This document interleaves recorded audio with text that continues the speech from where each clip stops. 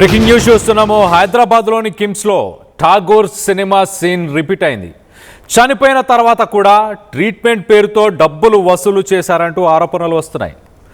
కడుపు నొప్పితో వెళ్తే ప్రాణం తీశారు డాక్టర్లు అంటూ ఇటు బాధితులకు సంబంధించిన కుటుంబీకులు చెప్పుకొస్తున్నారు. వారం కిందట కడుపు నొప్పితో కిమ్స్కి వెళ్ళింది స్నేహ. రైట్, ఆ ఫోటోలో కనిపిస్తున్న ఆ వ్యక్తి స్నేహ ఒక వారం కిందట కడుపు నొప్పి, చాలా భరించలేని కడుపు నొప్పి ఉంది అంటూ కిమ్స్లో అడ్మిట్ అయింది. ట్రీట్మెంట్ చేసేసి ఐసీయూకి తన షిఫ్ట్ కూడా చేశారు. సో మొత్తం మీద ఇష్యూ రిజాల్వ్ అయిపోయింది అనుకున్న తర్వాత స్నేహ లివర్ డ్యామేజ్ అయిందంటూ ఇటు హాస్పిటల్ యాజమాన్యం చెప్పుకొచ్చింది. డాక్టర్స్ అర్జెంటుగా లివర్ని ట్రాన్స్ప్లాంటేషన్ చేయాలంటూ డాక్టర్స్ చెప్పుకొచ్చారు. దాని తర్వాత వెంటనే కిడ్నీలు ఫెయిల్ అయ్యాయి, బ్రెయిన్ ఫంక్షనింగ్ ఆగిపోయిందంటూ వెంటనే ట్రీట్మెంట్ చేయాలి అంటూ డబ్బులు కట్టించుకున్నారు ఆ ఫ్యామిలీ మెంబర్స్ నుంచి. కడుపు నొప్పితో వచ్చిన స్నేహకి ఒకేసారి లివర్, కిడ్నీ, బ్రెయిన్ ఇవన్నీ ఎలా ఫెయిల్ అవుతాయి, ఎలా డ్యామేజ్ అవుతాయి అంటూ ఇటు బాధితులు, కుటుంబానికి సంబంధించిన బాధితులు వాళ్ళు కంప్లైంట్ చేస్తున్నారు. డాక్టర్స్ పొంతనలేని సమాధానాలు చెప్పారంటూ ఇటు ఫ్యామిలీ మెంబర్స్ చెప్పుకొస్తున్నారు. ఇప్పుడు హాస్పిటల్ యాజమాన్యం ఇంకా 9 లక్షల రూపాయలు కట్టాలి, కట్టిన తర్వాతనే ఆ బాడీని ఇస్తామంటూ కిమ్స్కి సంబంధించిన అడ్మినిస్ట్రేషన్ చెప్పుకొస్తుంది. న్యాయం చేయాలి అంటూ స్నేహ ఫ్యామిలీ కోరుతున్నారు. గతంలో కూడా మనం చూసాం కొన్ని కార్పొరేట్ హాస్పిటల్స్, ఠాగూర్ సినిమాలో కూడా చూసాం, చనిపోయిన వ్యక్తికే ట్రీట్మెంట్ చేస్తున్నామంటూ హడావిడి క్రియేట్ చేసి డబ్బులు వసూలు చేశారు. మరి కిమ్స్లో ఏం జరుగుతుంది? కడుపు నొప్పితోని స్నేహ ఓన్లీ ఒక నార్మల్ కడుపు నొప్పితోనే అడ్మిట్ అయిన తర్వాత కిడ్నీ ఫెయిల్ అయింది, లివర్ ఫెయిల్ అయింది, బ్రెయిన్ ఫంక్షనింగ్ అయిపోయింది అంటూ మరి వాళ్ళ దగ్గర, ఆ కుటుంబ సభ్యుల దగ్గర డబ్బుల మీద డబ్బులు కట్టించుకున్న తర్వాత పోనీ ప్రాణాలైనా మిగిలాయా? స్నేహ బతికైనా ఉందా అంటే స్నేహ చనిపోయింది. ఇప్పుడు తన బాడీని వెనక్కి ఇవ్వడానికి కుటుంబం నుంచి 9 లక్షల రూపాయలు వసూలు చేయాలని కిమ్స్ యాజమాన్యం చూస్తున్నట్టు తెలుస్తుంది. న్యాయం చేయాలి ఎట్టి పరిస్థితుల్లో అంటూ స్నేహ ఫ్యామిలీ చెప్పుకొస్తుంది. దానికి సంబంధించిన విజువల్స్నే మనం చూస్తున్నాం. హాస్పిటల్లో తన పేరెంట్స్, తన ఫ్యామిలీ మెంబర్స్ వాగ్వాదానికి దిగారు. మేనేజ్మెంట్తో డబ్బులు కట్టించుకున్నారు, మా దగ్గర స్నేహ ప్రాణాన్ని మాత్రం ఇవ్వలేదు వెనక్కి అంటూ కంప్లైంట్ చేస్తున్నారు. పోలీసులు కూడా అక్కడ చేరుకున్నారు. మరి ఏం జరిగి ఉండొచ్చు? కిమ్స్ హాస్పిటల్లో నిజంగానే డబ్బుల కోసం చనిపోయిన వ్యక్తులకు అంటే బాడీకి ట్రీట్మెంట్ చేస్తున్నారా? ఎంతమంది గుమ్మిగూడారో చూడండి, ఎన్ని ప్రూఫ్స్. మరి నిజంగానే వాస్తవానికి ఒకసారి చూస్తే ఒక సాధారణ కడుపు నొప్పితో ఉన్న వ్యక్తి హాస్పిటల్కి వెళ్ళి జాయిన్ అయ్యారు. మరి ఐసీయూలో ఉన్నారు. ఐసీయూలో ఉన్న తర్వాత ట్రీట్మెంట్ అయిపోయింది. ఐసీయూ నుంచి మళ్ళీ షిఫ్ట్ కూడా చేశారు. షిఫ్ట్ చేసిన తర్వాత ఇమీడియట్గా కిడ్నీ ఎలా ఫెయిల్ అవుతుంది? సరే, కిడ్నీ ఫెయిల్ అయింది, దానికి ఆపరేషను, దానికి సర్జరీ చేయాలి, ఇమీడియట్గా ట్రీట్మెంట్ చేయాలి, డబ్బులు కట్టించుకున్నారు. దాని తర్వాత ఇమీడియట్గా మళ్ళీ లివర్ ఫెయిల్ అయిపోయింది, బ్రెయిన్ ఫంక్షనింగ్ ఆగిపోయింది. మనిషి కడుపు నొప్పితో వెళ్ళిన వ్యక్తి బ్రెయిన్ ఫంక్షనింగ్ కూడా ఆగిపోయింది అని అంటే ఇంకా ఆ మనిషి వాళ్ళకి లేనట్టే కదా. దాని తర్వాత చనిపోవడం జరిగింది. ఇదంతా మరి ఒక కట్టు కథనా? సినిమా సీనే వాస్తవానికి రిపీట్ అయిందా? గవర్నమెంట్ హాస్పిటల్స్ కాకుండా కార్పొరేట్ హాస్పిటల్స్లో ఈ మధ్యకాలంలో అవసరం లేకపోయినా మెడిసిన్స్ని, హై డోసేజ్కి సంబంధించిన మెడిసిన్స్ని ప్రిఫర్ చేస్తున్నారు. ఎందుకు? కమిషన్స్ కోసం. కిమ్స్ హాస్పిటల్లో ఎంఆర్పి మీద ₹1 కూడా తగ్గించరు మెడిసిన్స్. మనందరికీ తెలుసు, మెడికల్ ఫీల్డ్లో ప్రతి మెడిసిన్ 2 times 3 times ప్రాఫిట్స్ మీద మెడికల్ షాప్ వాళ్ళే అమ్ముతుంటారు. మరి కిమ్స్లో ఎందుకు ₹1 కూడా తగ్గించరు? కావాలనే స్నేహ ఫ్యామిలీ మెంబర్స్ దగ్గర చనిపోయిన వ్యక్తిని ట్రీట్మెంట్ చేస్తున్నాము, చనిపోయిన వ్యక్తికే ట్రీట్మెంట్ చేసి డబ్బులు వసూలు చేసే ప్రయత్నం ఏమైనా చేశారా?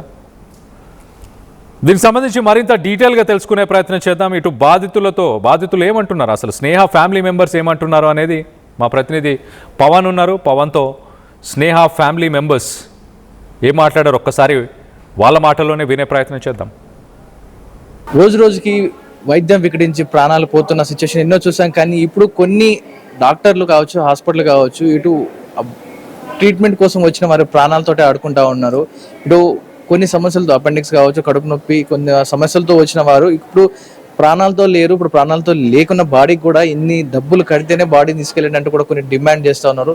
ప్రస్తుతం అలాంటి సంఘటన మన హైదరాబాద్లో చోటు చేసుకుంది. ప్రస్తుతం బాధితులతో మాట్లాడిద్దాం. అసలు ఏం జరిగింది? పేషెంట్ పేరేంటి, అసలు ఏం జరిగింది? పేషెంట్కి నేను అక్కని, తన పేరు స్నేహ. తను నార్మల్ స్టమక్ పెయిన్ కోసం అడ్మిట్ అయింది. ఒకరోజు తను ఆఫీస్ నుంచి వచ్చిన తర్వాత చాలా స్టమక్ పెయిన్ ఎక్కువ అవుతుంది అని అంటే మాకు చాలా దగ్గరలో ఉన్న హాస్పిటల్ కిమ్స్ మాత్రమే. స్టమక్ పెయినే కదా అని తనని తీసుకొని వచ్చాం మేము లోపలికి. అయితే వాళ్ళు ఏమన్నారంటే తనకి ప్రాబబ్లీ వాటర్ ఇన్ఫెక్షన్ అయి ఉండొచ్చు, దాన్ని హెపటైటిస్ ఏ అని అంటారు అని మాట్లాడారు. సో ఆ వాటర్ ఇన్ఫెక్షన్ పోతుంది కొంచెం ట్రీట్మెంట్ చేస్తే, అంత మేజర్ కాదు అంటే. మాకు తెలిసిన ప్రకారం వాటర్ ఇన్ఫెక్షన్ ఏమైనా అయితే జాండీస్ అయ్యే ఛాన్సెస్ ఉంది అని మాకు తెలుసు కాబట్టి డాక్టర్ని అడిగినాం. అది కూడా ఏం లేదు, జస్ట్ నార్మల్ ఇన్ఫెక్షన్ అన్నారు. ఓకే సార్ 24 hours పెట్టుకున్నారు, ట్రీట్మెంట్ ఇచ్చారు, 3 lakhs బిల్ వేశారు, అది పే చేసాం. ట్రీట్మెంట్ అయిపోయిన తర్వాత ఇంకా ఆల్మోస్ట్ వెళ్ళిపోదాం అనుకునే టైంకి తనకి లివర్ డ్యామేజ్ అయిపోయింది అని అన్నారు. 90% లివర్ పోయింది, ఇప్పుడు తనకి ట్రాన్స్ప్లాంటేషన్ చేయాలి అని మాట్లాడినారు అనమాట. మాకు అర్థం కాలేదు. సరే సార్ చేయండి ట్రీట్మెంట్ అంటే, డోనర్ కావాలి, దానికి డోనర్ కోసము ఒక టెస్ట్లు చేయాల్సి వస్తుంది, దానికి 1 lakh వరకు అవుతుంది అని అంటే సరే అన్నాం. వాళ్ళ సొంత చెల్లి డోనర్ లివర్ ఇవ్వడానికి రెడీ అయ్యింది. ఓకే అన్నాం. సరే అని చెప్పి ఇప్పుడు పేషెంట్ ఎవరైతే ఉన్నారో లివర్ మొత్తం పాడైపోయింది, ట్రాన్స్ప్లాంటేషన్ చేయాలి కాబట్టి ఆమె బాడీని మేము ప్రిపేర్ చేయాలి మెడిసిన్స్ ఇచ్చి అని అన్నారు. ఓకే అని 2 days వరకు జరిగింది తనకి ట్రీట్మెంట్. జరిగిన తర్వాత ఇంకా రేపు మార్నింగ్ ప్రాబబ్లీ అన్ని మళ్ళీ టెస్ట్లు ఒకసారి చేసి ట్రాన్స్ప్లాంటేషన్ చేద్దాము అన్న టైంకి డాక్టర్స్ వచ్చి ఏమన్నారంటే లివర్ కాకుండా ఆమె బ్రెయిన్ కూడా మొత్తం పాడైపోయింది, బ్రెయిన్లో ఫ్లూయిడ్స్ నుండి స్వెల్లింగ్ వచ్చేసింది, బ్రెయిన్ పనిచేయట్లేదు, ఆమె కోమాలో ఉంది అని అన్నారు. మాకు అసలు ఏం అర్థం కాలేదు, ఎందుకంటే మేము నార్మల్ స్టమక్ పెయిన్ కోసం వచ్చినాము. లివర్ ఇన్ఫెక్షన్ అవ్వడం ఏంటి, లివర్ పాడైపోవడం ఏంది, బ్రెయిన్ మొత్తం డ్యామేజ్ అయిపోవడం ఏంది అని మాకు అర్థం అవ్వలే. సరే సార్ చేయండి ట్రీట్మెంట్ అని అన్నాం, ఎందుకంటే మాకు తెలియదు కదా సార్, మెడికల్ టర్మ్స్ ఏముంటే మనకు తెలియదు, వాళ్ళది అర్థం కాదు కాబట్టి చేయండి అన్నాం. ఒక 1 week వరకు క్రిటికల్గా ఉంది, ట్రీట్మెంట్ చేస్తున్నాము అనే అన్నారు. ఆమెకి కోమాలో ఉంది. ఫస్ట్ థింగ్ తనకి సిఆర్ఆర్టీ అని ఏదో ట్రీట్మెంట్ చేస్తున్నారు. లివర్ పనిచేయకపోవడం వల్ల బాడీలో అమోనియా అనే కెమికల్ పెరిగిపోయి ఆమె బాడీ కొంచెం వియర్డ్గా బిహేవ్ చేస్తుంది, దానికోసం సిఆర్ఆర్టీ అనే ట్రీట్మెంట్ చేస్తున్నాం మేము. అది కాకుండా తనకి కిడ్నీస్ పైన ఎఫెక్ట్ పడింది కాబట్టి డయాలసిస్ కూడా చేస్తున్నాము. వెంటిలేటర్ పైన ఉంది, ఎందుకంటే బ్రీతింగ్ తనకి సరిగ్గా రావట్లే కాబట్టి వెంటిలేటర్ పైన పెట్టినాము. బ్లడ్ షుగర్ మానిటరింగ్ లాంటివి కూడా చేస్తున్నాము అని అన్నారు. యావరేజ్గా 1 lakh అవ్వడం స్టార్ట్ అయింది బిల్లు ప్రతిరోజు. ఇవన్నిటికీ మేము రెడీ ఉన్నాం. అండ్ ఇదంతా కాకుండా ట్రీట్మెంట్ ఇస్తున్నాం. ట్రీట్మెంట్ ఫస్ట్ వీక్లో అయితే డాక్టర్స్ రెగ్యులర్గా అప్డేట్ ఇచ్చేవాళ్ళు మాకు, పలానా సిచ్యువేషన్ ఉంది, ఏమది క్రిటికల్గానే ఉందనే చెప్పినారు. ఎప్పుడు మాట్లాడినా తన సిచ్యువేషన్ బాగాలేదు, ఒకవేళ ట్రాన్స్ప్లాంటేషన్ చేస్తే కూడా తను ఉంటుందో లేదో అన్న గ్యారంటీ మేము ఇవ్వలేము, ఎందుకంటే పర్సన్ టు పర్సన్ అది డిఫర్ అవుతుంది కాబట్టి మేము అంత గ్యారంటీగా చెప్పలేము. బట్ తను ఏజ్ చిన్నది కాబట్టి మేము ట్రై చేస్తాము అని అన్నారు. మేము దానికి కూడా రెడీ ఉన్నాం సార్, డోనర్ని కూడా మేము రెడీ చేసుకున్నాం, అన్ని రకాలుగా మేము ప్రిపేర్డ్గా ఉండే. మొత్తం అయిపోయిన తర్వాత week 2 స్టార్ట్ అయింది. week 2 స్టార్ట్ అయ్యే వరకు ఏమైందో తెలియదు, డాక్టర్స్ అసలు సరిగ్గా మాట్లాడట్లే మాతో. ఎంత దగ్గరికి వెళ్ళారా పేషెంట్ రోజు కలవడం మాట్లాడండి? వెళ్ళాం సార్. సెకండ్ వీక్ వెళ్ళనివ్వట్లే మమ్మల్ని, ఏమైందో తెలీదు. ఫస్ట్ వీక్ వెళ్ళాము, చూసాము, తను కోమాలో ఉందని చెప్తే మాకు అర్థమైంది, తను రెస్పాండ్ అవ్వట్లే, బాడీ రెస్పాండ్ అవ్వట్లే, ఆమెకి ఏమేమైతే మిషన్స్ పెట్టినారో అవన్నీ నేను ఎగ్జామిన్ చేసి వచ్చా లోపలికి వెళ్ళి. సెకండ్ వీక్ నుంచి మాత్రం మమ్మల్ని లోపలికి వెళ్ళనివ్వట్లేదు. అండ్ ఇప్పటి వరకు మా చెల్లికి జరిగిన ట్రీట్మెంట్ మొత్తం మేము క్రౌడ్ పుల్లింగ్ తోనే చేసినాం, మొత్తం ఫండ్స్. ఎందుకంటే ఆ అమ్మాయి ఒక్కతే సోర్స్ ఆఫ్ ఇన్కమ్, ఆ అమ్మాయి ఒక్కతే ఫ్యామిలీకి, అస్సలు పూరెస్ట్ ఫ్యామిలీ. ఇప్పుడు మేము కట్టిన బిల్లు వరకు కూడా మొత్తం ఫండ్తో చేసి ఇప్పుడు అమ్మాయిని తీసుకెళ్ళడానికి కూడా, అంటే శవాన్ని తీసుకెళ్ళడానికి కూడా మేము ఎక్కడి నుంచి క్రౌడ్ పుల్లింగ్ చేసి తీసుకెళ్ళాలి? వి సీరియస్లీ నీడ్ జస్టిస్. అయితే సెకండ్ వీక్ చూడనియలే మమ్మల్ని. మాకు డౌట్ వచ్చింది ఎందుకో, ఏదోలాగా మేము వెళ్ళి లోపలికి చూడడానికి ట్రై చేసాము. నేను వెళ్ళిన లోపలికి వెళ్ళి చూసే వరకు తన హ్యాండ్స్ అంతా స్వెల్లింగ్ అయిపోయి ఉన్నాయి. అంటే స్వెల్లింగ్ అంటే మామూలు స్వెల్లింగ్ కాదు, అది ఇంత లావుగా అయిపోయింది, అంటే ఒక పూరి లాగా బాల్ లాగా అయిపోయింది. అంటే ఎంత సెన్సిటివ్గా ఉందంటే ఒక సేఫ్టీ పిన్ ప్రిక్ చేసినా కూడా ఏదో ఫౌంటైన్ లాగా బయటకు వచ్చేస్తుంది అన్న సిచ్యువేషన్. హ్యాండ్స్ అండ్ లెగ్స్ రెండు, అండ్ ఫేస్ కూడా. I can show you the photo ఆమె స్వెల్లింగ్, నేను పంపిస్తాను మీకు. స్వెల్లింగ్ చాలా వచ్చేసింది. సో మాకు అర్థమైంది ఏంటంటే తను లేదని నాకు అర్థమయ్యింది, బట్ డాక్టర్స్ ఇంకా ఉందనే చెప్తున్నారు మాకు. వాళ్ళు చెప్పేది మేము అనుకునేది మ్యాచ్ అవ్వట్లే. ఇప్పుడు నార్మల్ టర్మ్స్ లో మనకి ఏ మెడికల్ నాలెడ్జ్ లేకుండా మనం మాట్లాడుకుంటే ఏ పర్సన్ కైనా సరే సలైన్ ఓవర్ డోస్ అయిపోతే స్వెల్లింగ్ ఒక ఎక్స్టెంట్ వరకే వస్తుంది చేతికి. అంతకంటే మించి స్వెల్లింగ్ వచ్చింది అంటే ఒక పర్సన్ చనిపోతే తప్ప బాడీ అంతగా స్వెల్ అవ్వదు. నాకు తెలిసిన వరకు అయితే అదే. మేము లోపలికి వెళ్ళి చూసినాం, 1 వీక్ ముందే తనకి ఏదో అయ్యింది, తను చచ్చిపోయింది, కానీ డాక్టర్స్ చెప్పలేదు మాకు. ప్రాబబ్లీ అందుకే లోపలికి కూడా వెళ్ళనివ్వలేదేమో, అందుకే వాళ్ళు అప్డేట్ ఏమి ఇవ్వలేదేమో. ఇది చెప్పే ప్రాసెస్లో సడన్ గా ఫ్రైడే రోజు నైట్ ఏమన్నారంటే ఆమె బ్రెయిన్ చాలా నార్మల్గా ఉంది, చాలా నార్మల్గా ఫంక్షన్ చేస్తుంది, ఇప్పుడు మీరు వచ్చి చూస్తే కూడా తను మిమ్మల్ని గుర్తుపడుతుంది, బ్రెయిన్లో వాటర్ అనేవి లేవు, మొత్తం క్లీన్ అయిపోయినాయి, సో ఇప్పుడు తన బాడీ ట్రాన్స్ప్లాంటేషన్ కోసం రెడీ ఉంది అని అన్నారు.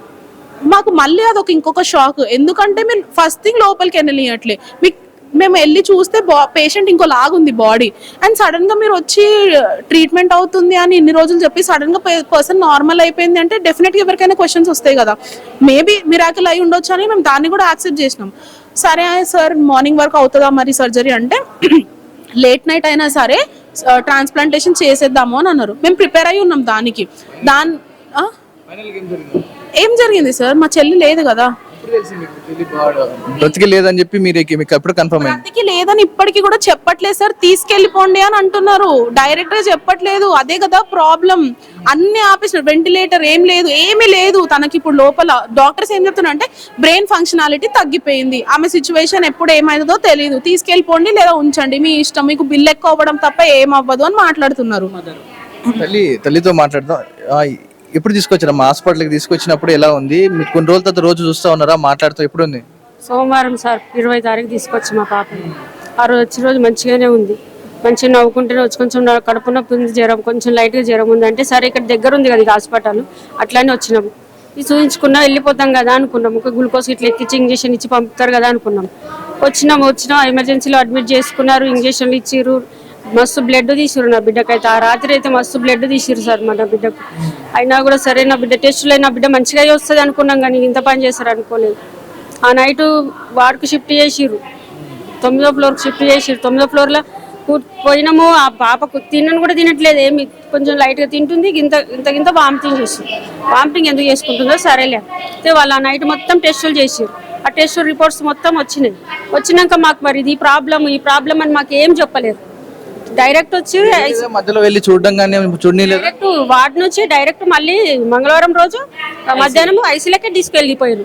ఎందుకు సార్ మరి ఐసీ అంటే అంత ఎమర్జెన్సీ ఏముంది, మరి మేము ఏదైనా వేరే దగ్గర చూపించుకుంటాం, లేదు ఇప్పుడు ఇమీడియట్లీ ఆమెను ఐసీలో షిఫ్ట్ చేయాలి, లేకపోతే చాలా ప్రాబ్లమ్స్ అయిపోతుంది, బతికే ఛాన్స్ లేదన్నారు సార్ వాళ్ళు. బతికే ఛాన్స్ లేదంటే నా బిడ్డ ఎంత మంచిగా ఉన్నాక ఎట్లా బతికే ఛాన్స్ ఎందుకు ఉండదు అని నేను అన్నాను. ఆమెకి ఏమైంది, అంత మంచిగా ఉంది కదా అంటే లేదు ఆమెను ఎమర్జెన్సీ ఐసీలో షిఫ్ట్ చేయాలి కంపల్సరీ అని అంటే సరే అని తీసుకెళ్ళిపోయాం. అప్పటికి ఇంకా మా ఆయన రాను కూడా రాలేడు, షిఫ్ట్ చేసినాం. లోపలికి వెళ్ళినాము, పడుకుంది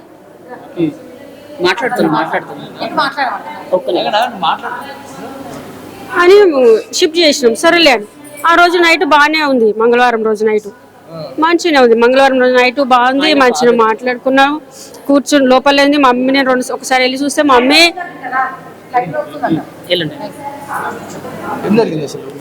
యాక్చువల్గా సండే రోజు కడుపున వస్తే చిన్న హాస్పిటల్కి పోయి చేసినాము, అయిపోయింది. పెద్ద హాస్పిటల్కి పోదాం మండే రోజు మళ్ళీ కడుపున వస్తే హాస్పిటల్కి వచ్చినాం.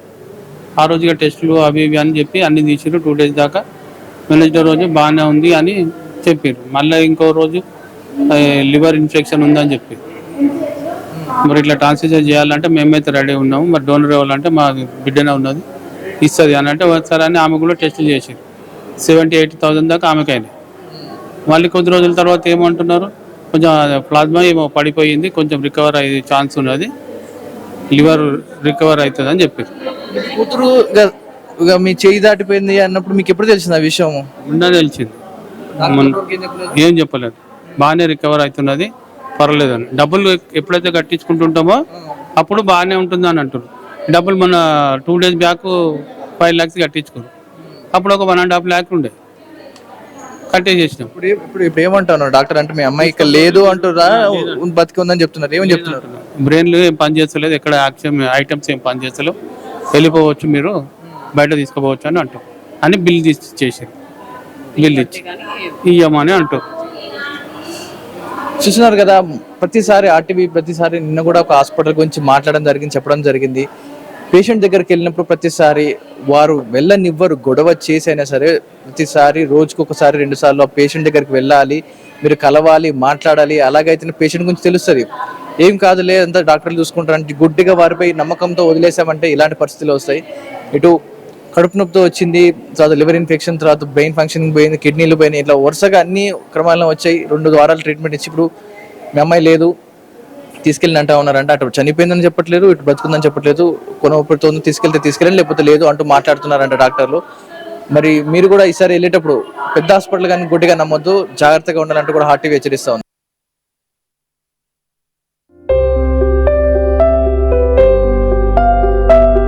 చిన్న చిన్న ఆనందాలు 35 ఏళ్లుగా నా జీవితంలో లేవు.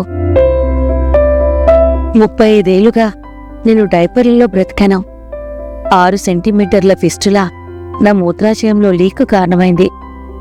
ఎవరూ నాకు సహాయం చేయలేకపోయారు. ఏఐఎన్యూలో వైద్యులను కలిసే వరకు అక్కడ వారు రోబోటిక్ శస్త్రచికిత్సతో నాకు పరిష్కారం ఇచ్చారు. వారు నా ఆత్మవిశ్వాసాన్ని కూడా తిరిగిచ్చారు. Precision Care makes it possible. The Center for Robotic Surgery at AINU. Ultra Paints తో చేరి రంగుల వెలుగులు నింపేద్దాం. ఇప్పుడు మీ ఇంటికి కొత్త రంగుల కళ. Ultra paints.